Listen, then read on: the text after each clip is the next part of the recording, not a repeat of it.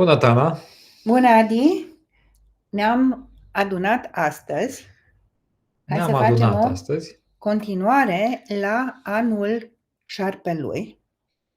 Și anume este vorba anul acesta de anul șarpelui de lemn. Însă, niciunul dintre noi nu este specialist sau în asta să aprofundeze astrologia chinezească. Așa e. Și întrebarea este noi atunci de ce facem acest lucru acum și anume cu voi? Păi o facem pentru că este unul dintre anii cei mai tensionați. Iar doamna Teodora Lau, considerată de mulți cea mai bună și mai profundă tălmăcitoare a astrologiei chinezești în vest, ne scrie un lucru pe care putem să îl verificăm. Și vom face asta împreună. Am făcut și traducerea pe scurt a ce înseamnă acest an al șarpelui, pe care o puteți găsi în versiune audio, că m-am grăbit să o fac, ne-am grăbit să vă punem la dispoziție. Este pe YouTube. Deci este pe YouTube această traducere, dacă vreți alte amănunte. Acum o să vă traducem doar o parte, un paragraf, în care doamna Teodora Lau ne spune așa: uitându-ne înapoi la ce s-a întâmplat în istorie, ne dăm seama că anul șarpelui nu a fost niciodată un an liniștit.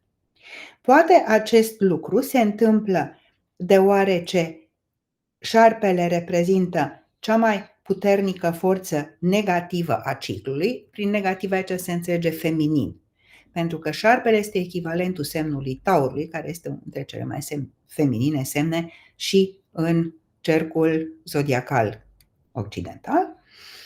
Și urmează anului dragonului, care este cea mai puternică forță pozitivă.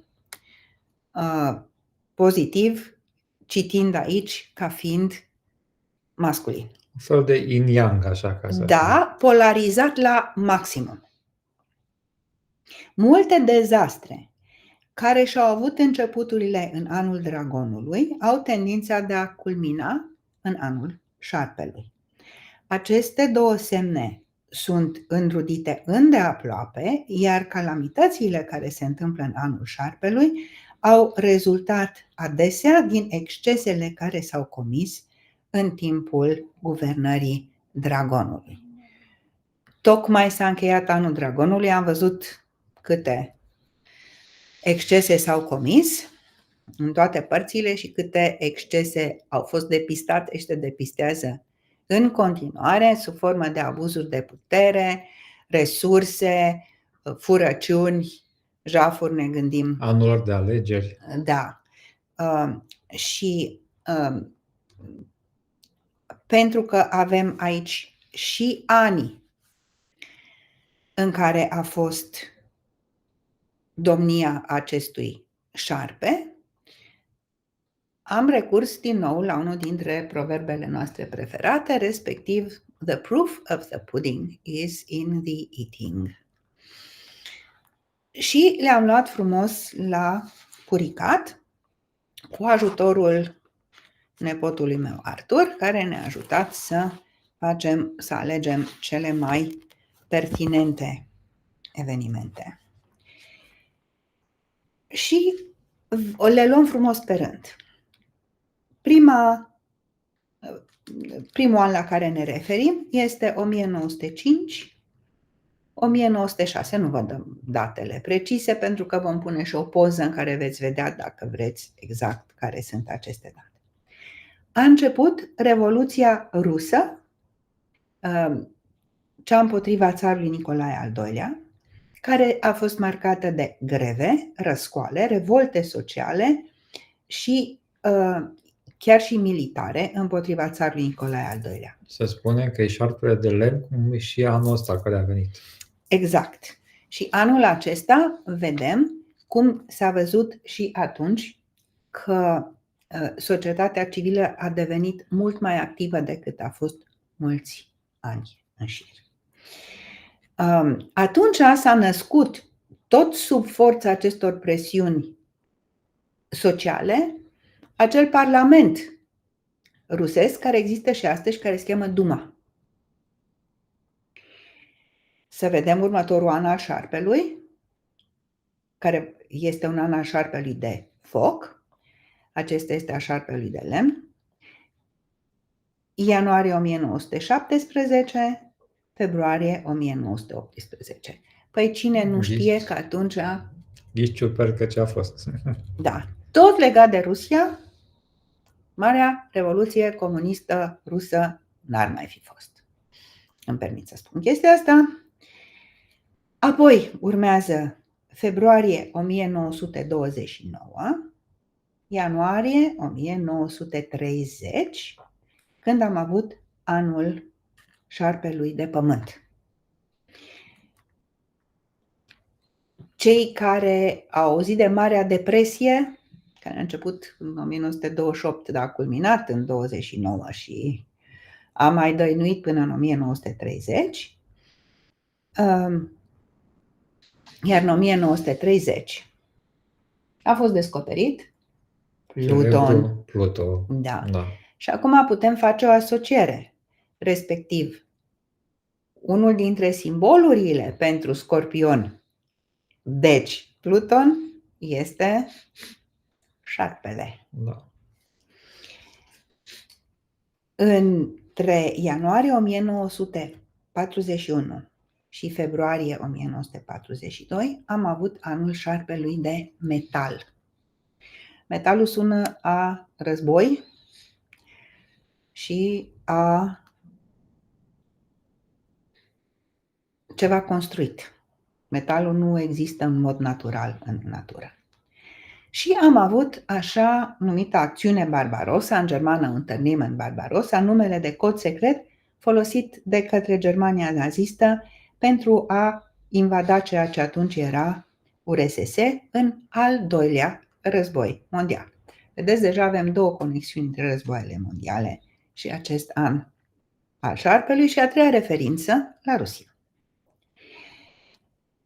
Între februarie 1953 și februarie 1954 avem anul șarpelui de apă și s-a dus pe apa sâmbetei Stalin, cel care nu a asasinat 5 ceva milioane, zic unii 6 evrei ca naziștii, ci 15 milioane. Că acum vine în cap că în 54 a plecat dintre noi Guruji Yogananda. Da. Da. Care pentru unii dintre noi e important. Care nouă ne este deosebit de drag. Da. Ne ducem la următorul an, tot ca în anul acesta, un an al șarpelui de lemn, februarie 1965, ianuarie 1966, când războiul din Vietnam, care a polarizat niște interese între Asia și continentul nord-american, a ajuns pe un vârf războiul din Vietnam, care a divizat societatea americană. Ține minte, atunci au fost și generațiile hipiote care luptau pentru pace și o făceau frumos și artistic, dar ce a fost în Vietnam a fost opus. Urmează anul șarpelui de foc, între 1977 și 1978 și ne aducem aminte de cutremur. Cei care au fost născuți în perioada. Cei care au fost născuți, ceilalți probabil că știu de la părinți, de la bunici cât de groaznic a fost zguduită țara noastră atunci. Și în special București a fost lovit. Da, iar în URSS, vedeți iarăși Rusia, se face noua Constituție sovietică. Între februarie 1989 și ianuarie 1990 se întâmplă anul șarpelui de pământ, care știm foarte bine că a dus la căderea cortinei de fier, dar lucrurile au început atunci în China, pentru că studenții nu mai suportau ce se întâmplă în țara lor, au ieșit la proteste tot mai mulți seri de rând și a avut loc un masacru care a revoltat întreaga lume și au început să se ridice oamenii pe peste tot. Știm ce s-a întâmplat. Trebuie să ne gândim că urmările au fost cel puțin câțiva ani pozitive. Și a fost zidul Berlinului. Și sigur că da, s-a întâmplat și căderea zidului și Berlinului. În România a fost schimbarea cu cea. Păi, da, la noi a fost cea mai sângeroasă formă de ieșire de sub această ideologie detrimentală, dar orice ideologie extremistă, că nici imperialismul capitalist nu e vreo minune, după cum am aflat din păcate pe pielea noastră, nici extremismul de stânga nu ajută la nimic, dar tot nu vrem să învățăm de la greci să păstrăm justa măsură, pentru că e mai greu să fim manipulați. Sau de la budiști, să păstrăm echilibrarea de mijloc. Da. Da, scuză-mă, să știi că e interesant. Văzând lucrurile astea, Rusia a început într-un comunism feroce, cum știm că așa a fost, și are tendințe clare către capitalism. America a început într-un capitalism nebun și merge către comunism. A mers, în fericire, putem să spunem. Oprit, da. Nu, da, e clar că există o tendință de a exagera la început și după aia tinzi natural către un echilibru. Da, nenorocirea este că echilibrul ăsta nu este lăsat în pace să se dezvolte. Da, așa este. Pentru că sunt mulți oameni artiați după putere și de moment ce această expresie exista încă în limba latină, divide et impera, divide and conquer, ca să zic așa, nu se dorește respectarea acestei căi de mijloc. Au scris mulți sociologi că cele mai multe progrese a făcut societatea ca întreg atunci când a existat o latură, o pătură mare a burgheziei. Burghezia reprezintă calea de mijloc între simplii muncitori, agricultori și nobilimea din vârf. Celebra clasă de mijloc de care tot celebra clasă de mijloc. Uite că asta este expresia cea mai potrivită. Și iată că nu se mai dorește așa ceva, ci se întâmplă aceste polarizări. Acum începeți mai mult să recunoașteți evenimentele. Următorul an este al șarpelui de metal, care s-a petrecut între ianuarie 2001 și februarie 2002. Ne aducem aminte de căderea turnurilor gemene, acel sinistru 11 septembrie, iar atunci s-a întâmplat în Asia, s-au întâmplat multe lucruri. Un lucru încurajator, China a intrat în World Trade Organization, iar între India și Pakistan au apărut tensiuni, cum au fost și anul trecut, dacă vă aduceți aminte. Iar ultima prezență a anului șarpelui a fost între 2013 și 2014, când s-au întâmplat niște lucruri mai degrabă pe continentul european și nu au fost la propriu violente, au fost însă politic violente, respectiv premierul de atunci al Marii Britanii, David Cameron, a anunțat că nu se mai joacă cu Uniunea Europeană, iar pe 11 februarie s-a întâmplat un lucru fără precedent în istorie. A fost un singur papă care s-a retras din motive de sănătate undeva prin secolul XVI, dacă nu mă înșel, dar omul nu se mai putea ține pe picioare. Nu era cazul cardinalului Ratzinger, care a devenit Papa Benedict al XVI-lea.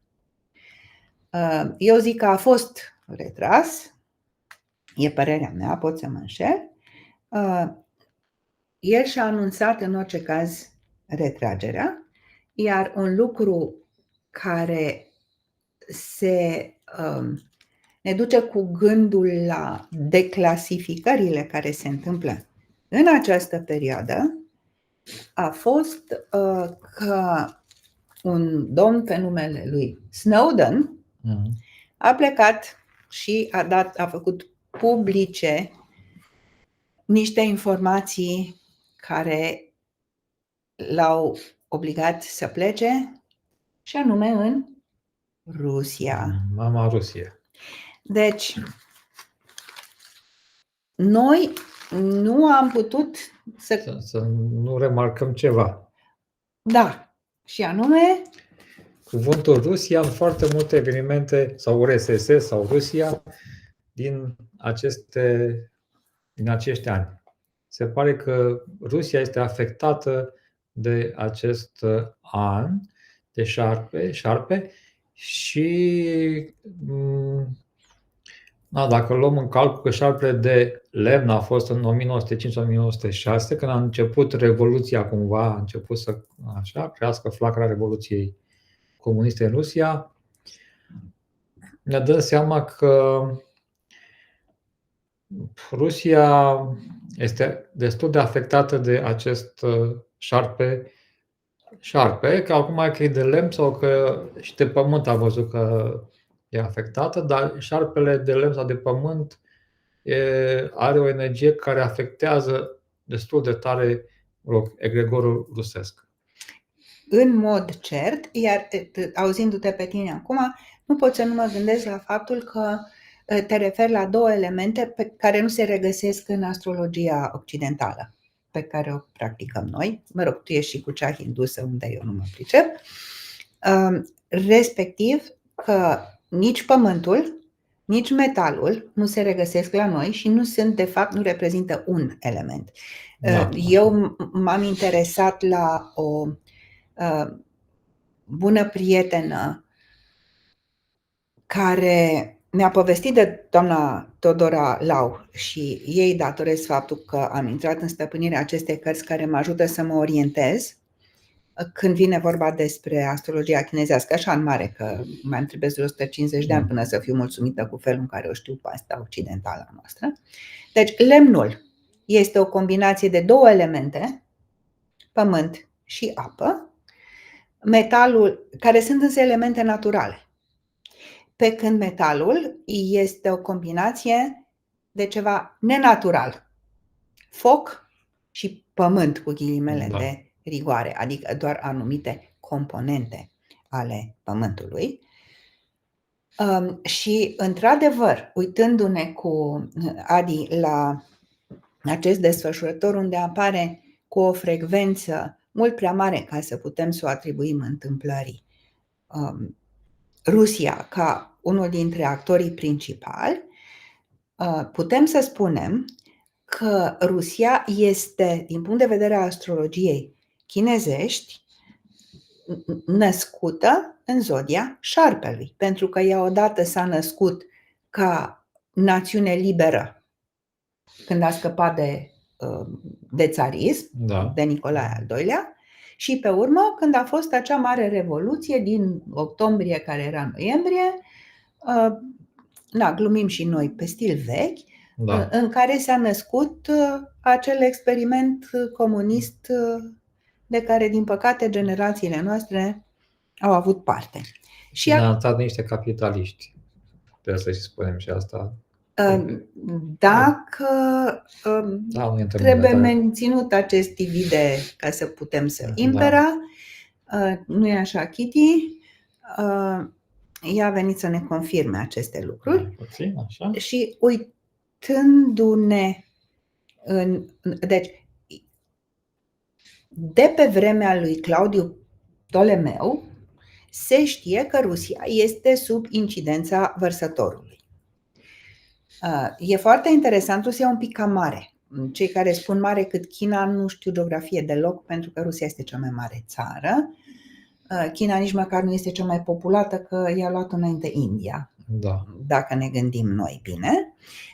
Dar găsim la o remarcabilă doamnă astrolog din Germania, care se cheamă Claudia von Stierstedt, Rusia arătată ca fiind în semnul vărsătorului, pentru că dânsa cunoște această astrologie arhetipală. Bine, dar avem și Taur scris alături și dacă ne uităm, anul șarpelui este corespondent cu zodia occidentală a Taurului. Și asta ne răspunde în parte cel puțin la ceea ce ne-a făcut să ne minunăm la această apartenență a Rusiei în mijlocul evenimentelor dramatice care se petrec în acești ani. Da, și știm că este în desfășurare un conflict, un circunflict, să zicem așa. Da, circunflict este un cuvânt care e derivat din cuvântul circumflex,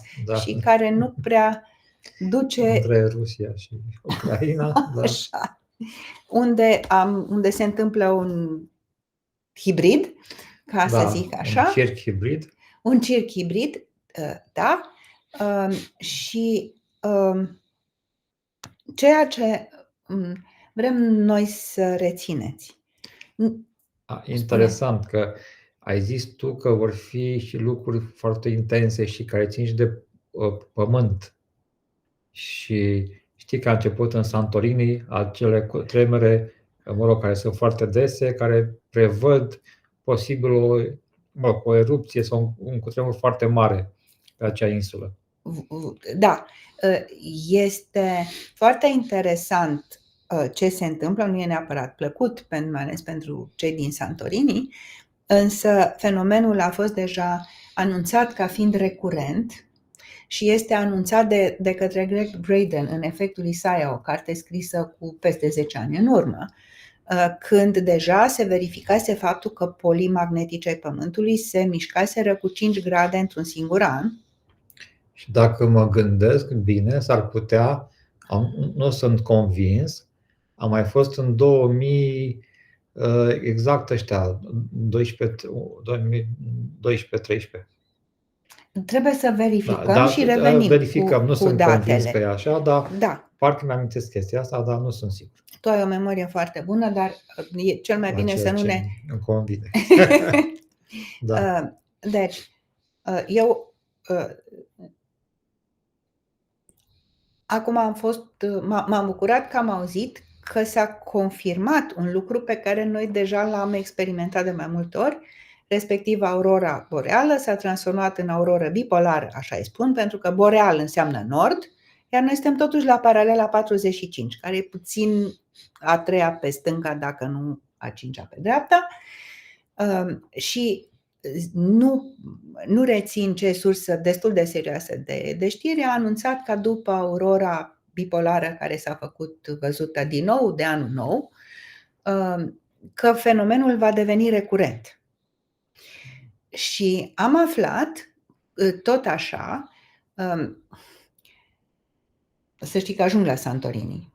Da. Că au început niște studii, dar dat fiind că ultima dată când s-au dat polii magnetice ai Pământului peste cap a fost în urmă cu vreo 800.000 de ani, și eu n-am uitat, de exemplu, cum a fost atunci, trebuie studiat acum ce se întâmplă, însă există deja niște estimate că nu peste tot pe Pământul acesta, dar generic vorbind, făcând o medie, electromagnetismul planetei noastre a crescut cu un estimat de 50%. Acum, asta va trebui să verificăm suntem foarte la început cu această auroră bipolară. Vorbim despre schimbarea polilor din ce în ce mai des. Da. Magnetici, da. Să nu ne imaginăm că se dă pământul fizic peste cap, pentru că atunci ar fi sayonara și un braț verde, că așa. Da. Dar ceea ce este important este să înțelegem cât de neobișnuite sunt reacțiile noastre, dacă sunt fizic niște lucruri care nu se pot întâmpla sau nu s-au întâmplat, apoi psihologic este și mai și. Da, e clar că suntem afectați de atunci când acest câmp magnetic se transformă, se schimbă destul de brusc. Noi, ca și animalele, suntem afectați. Atât de intens, da. Afectați de acest câmp magnetic. Trăim aici, pe planeta. Asta nu înseamnă că nu ne putem adapta, dar faptul că în această zonă ajunge, și dacă mă aduc bine aminte, adică cred că în 2023 a ajuns aurora bipolară până în Germania și în Franța și în Marea Britanie. Așa este, da. Fără viză, fără nimic, așa, pur și simplu s-a dus. Avea viză Schengen. Avea viză. Da. Deci de la nu ne-au dat nouă, că i-au dat-o ei mai întâi. Ok, trebuie să ne mulțumim cu această situație îngrozitoare. Dar este foarte posibil ca ceea ce se întâmplă în Santorini să fie un rezultat al acestei schimbări foarte intense a electromagnetismului Pământului. Nu avem cum să știm.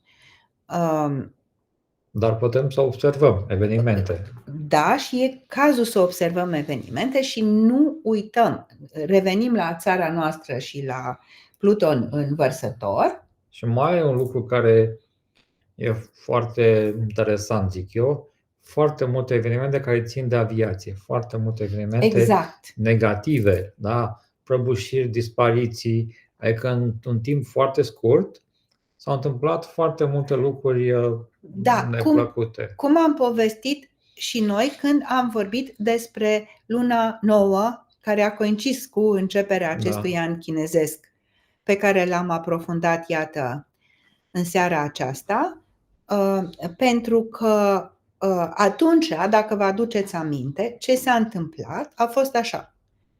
Luna, noi am pus chartul? Da. Deci luna nouă înseamnă așa, soarele și luna sunt la același grad în aceeași zodie. Luna descrie poporul, soarele descrie conducătorul.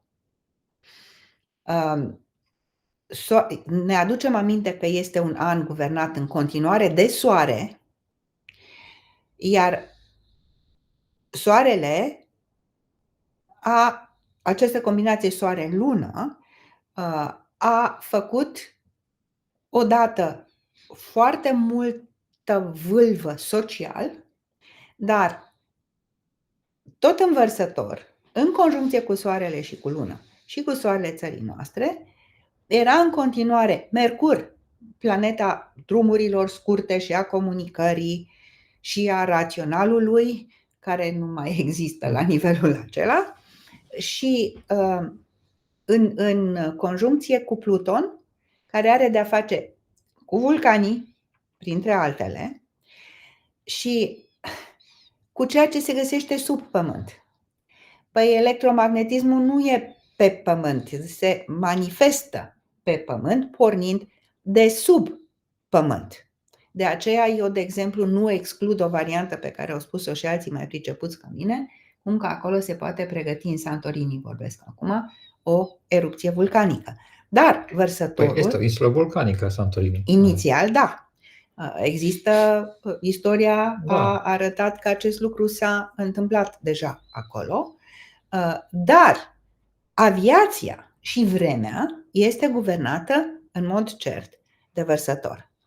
Și am stat amândoi și ne-am uitat și ne trimiteam știri cu puzderia de lucruri care nu se pot întâmpla, cu avioane care se ciocnesc aiurea, cu avionul acela militar care a căzut ca un bolovan, de nimeni n-a înțeles cum a putut să se... Adică în 7 zile au fost 4 evenimente importante în aviație, de genul au căzut avioane sau dispărut avioane în 7 zile, ceea ce nu se întâmpla în ani de zile. Și de ce s-a întâmplat tocmai în această adunare de planete în vărsător, care are de-a face cu aviația, cu ceea ce este imprevizibil și nu există explicații pentru toate aceste lucruri. Undele, în general. Da, exact, cu vibrații și cu unde.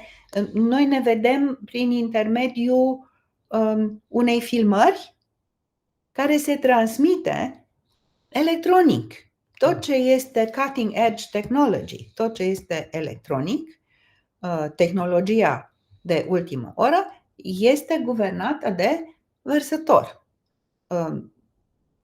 Deci, suntem într-o progresie care va culmina pe finalul lui februarie. O să vă povestim ce și cum. Da, urmează și alte evenimente, dar lăsăm un pic de suspans. Lăsăm un pic de suspans. Data viitoare o să vă povestim despre reluarea mișcării directe a planetei Jupiter în Gemeni. Mai avem, cred că, de spus ceva legat de acele prevestiri șamanice. Da, bine că mi-a adus aminte, care au de-a face tot cu Rusia. Da. În Peru, am aflat și eu anul acesta, habar n-aveam până acum, se fac anual întâlniri între șamani care verifică dacă s-au întâmplat profețiile pe care le-au emis cu un an în urmă, sunt foarte deschiși și fac noi profeții. Adi și cu mine am discutat de câteva ori despre faptul că s-a întâmplat, nu mai știu anul, 2017, 2014, parcă 2014. Parcă 2014, când a avut loc o întâlnire complet neobișnuită între cel care atunci nu era președinte, cred că 2017 a fost. Era Obama? Nu, Trump. Trump. Trebuie să verificăm, promitem că vă spunem data viitoare sau că nu vă spunem data viitoare, punem pe site. Deci, ei s-au întâlnit la Haga, Putin. Da? Putin. A fost în 2018 la Haga. Ok, 2018. Perfect, deci nu mai postăm nimic, nu mai așteptați, țineți minte ce a zis Adi, 2018, el are o memorie mai bună ca mine. Și a fost o întâlnire șoc pentru că nu a avut voie să participe absolut nimeni la acea întâlnire. După care amândoi au avut un soi de retragere, au devenit mult mai puțin activi pe scena internațională. Cel puțin la vedere. Da. Păi asta înseamnă că nu s-au lăsat văzut, nu că n-au făcut treaba. Și bineînțeles că ne-am bătut capul că ce Dumnezeu ar fi discutat atunci.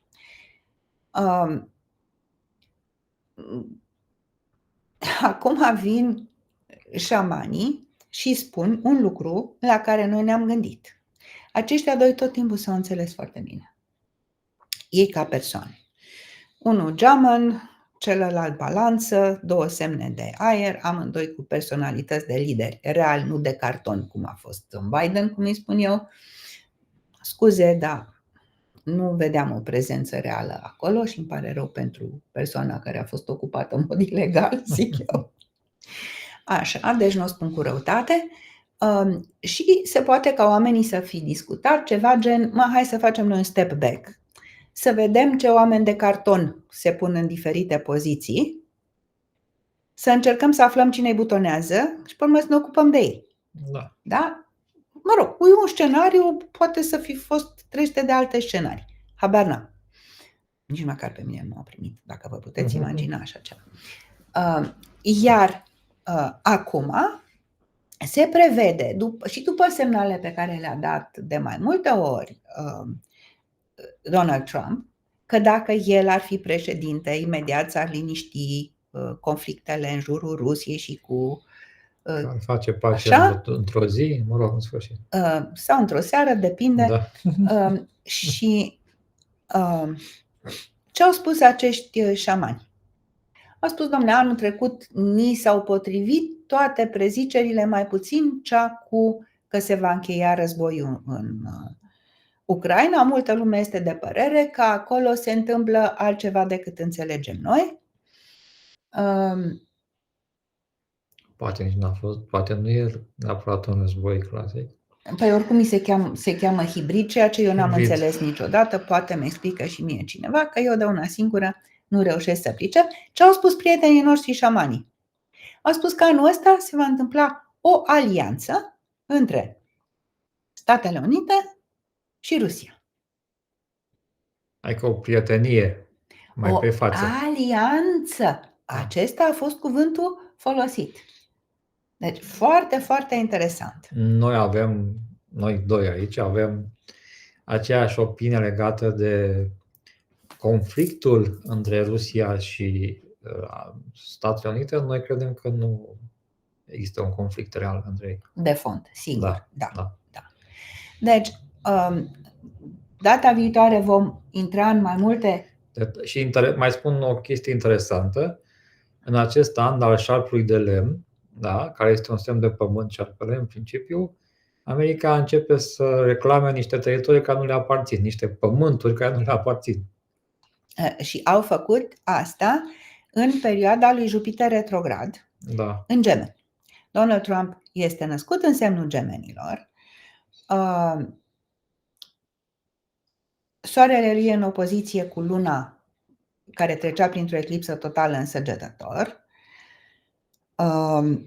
Săgetătorii au foarte mare talent să gafeze, deci sunt minunați diplomati, fac foarte bună treabă în diplomație, dar când nu fac treaba aia, dau cu stângul în dreptul de nu se poate.